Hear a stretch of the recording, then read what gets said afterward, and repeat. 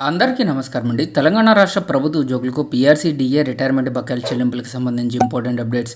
So ఈ వీడియోలో వీటి గురించి పూర్తి వివరాలు అయితే తెలుసుకుందాం. ముందుకు వీడియోని సపోర్ట్ చేసేవారు అందరూ కూడా వీడియోని ఒక లైక్ చేసి మీ తోటి ఉద్యోగ మిత్రులకు వీడియోని అయితే షేర్ చేయండి. ఛానల్ని ఫస్ట్ టైం కనుక విజిట్ చేసినట్లయితే తప్పనిసరిగా సబ్స్క్రైబ్ చేసుకుని పక్కన ఉండే బెల్ సింబల్ని యాక్టివేట్ చేసుకోండి. రిటైర్ అయ్యే ముందు ఉద్యోగుల రిటైర్మెంట్ డబ్బులతో అనేక ప్రణాళికలు ఏర్పాటు చేసుకుంటూ ఉంటారు. కానీ ప్రభుత్వం ఇప్పటివరకు రిటైర్మెంట్ బకాయిలు చెల్లించినందున పిల్లలు పెళ్లిళ్ళు చేయలేక, ఇండ్ల నిర్మాణానికి తీసుకొచ్చిన అప్పులు చెల్లించలేక, బ్యాంకు యొక్క ఈఎంఐలు చెల్లించలేక, పిల్లల ఉన్నత చదువులకు తెచ్చిన విద్యా రుణాల ఈఎంఐలు చెల్లించలేక, కొంతమంది ఉద్యోగుల పిల్లలు నిరుద్యోగులుగా చూడలేక ఆరోగ్యాన్ని బాగు చేసుకోలేక అనేక బాధలు పడుతున్నారు. ఇప్పటివరకు రాష్ట్ర వ్యాప్తంగా 26 మంది ఉద్యోగ ఉపాధ్యాయులు రిటైర్మెంట్ బకాయిలు రాక చనిపోయారు.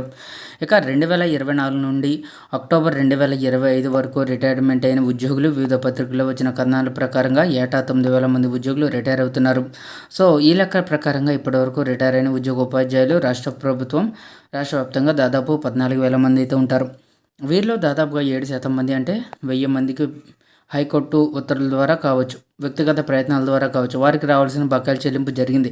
మిగిలిన 13,000 మందికి ఒక్కొక్కరికి వారి సర్వీస్ హోదాను బట్టి, వారి సర్వీస్లో జీపీఎఫ్లో ఉంచిన పొదుపులను బట్టి ఒక్కొక్కరికి 35 లక్షల నుంచి 75 లక్షల వరకు రిటైర్మెంట్ బకాయిలు రావాల్సింది. ఈ 13,000 మందికి సగటున 50 లక్షల చొప్పున గణించినట్లయితే 13,000 మందికి 6,500 కోట్లు మాత్రమే ప్రభుత్వం రిటైర్మెంట్ బకాయిలు చెల్లించవలసి ఉంటుంది. కానీ ప్రభుత్వం ఈపీజేఏసీ నాయకులు, ప్రభుత్వ అధికారులు, మిగతా ప్రజాప్రతినిధులు ప్రభుత్వానికి తప్పుడు సమాచారం ఇస్తూ 15,000 కోట్లు లేదా 16,000 కోట్లు చెల్లించాల్సి ఉంటుందని తప్పుడు లెక్కలు చెప్తున్నారు. మీరు ఏ లెక్కల ఆధారంగా ఈ విధంగా చెబుతున్నారు? 13,000 మందికి ఒక్కొక్కరికి ₹1,00,00,000 చొప్పున గణించారా? 1,00,00,000 చొప్పున గణించినా కానీ 13,000 కోట్లు అవుతాయి. కానీ ఎంత పెద్ద ఉద్యోగి అయినా ₹1,00,00,000 బకాయిలు అసలే ఉండవు. కానీ 15,000 కోట్లు, 16,000 కోట్లు అవుతాయని చెప్పడం ప్రభుత్వాన్ని తప్పుదారి పట్టించడం తప్ప మరొకటి లేదు. రిటైర్ అయిన పెన్షనర్లను వేధించడం అవుతుంది. ఇప్పటికైనా ప్రభుత్వ అధికారులు ఖచ్చితమైన లెక్కలు తీసి ఇప్పటి వరకు ఎంతమంది రిటైర్ అయ్యారు, ఒక్కొక్కరికి ఎంత చెల్లించాలనేది లెక్కలు కట్టాలి. ఏ ప్రకారంగా చూసుకున్నా ఈ మొత్తం 6,500 కోట్లకు మించదు. ఈ అమౌంట్ మొత్తాన్ని ప్రభుత్వం ఒకేసారి చెల్లించవచ్చు, కానీ ప్రభుత్వం రిటైర్ అయిన ఉద్యోగులకు చెల్లించాలనే ఉద్దేశము కనబడడం లేదు. సో రిటైర్ అయ్యే ముందు ఉద్యోగులు రిటైర్మెంట్ డబ్బులతో అనేక ప్రణాళికలు ఏర్పాటు చేసుకుంటూ ఉంటారు. కాబట్టి ప్రతి ఒక్కరూ కూడా బకాయిలన్నీ కూడా చెల్లించాలని చెప్పేసి అడుగుతున్నారు.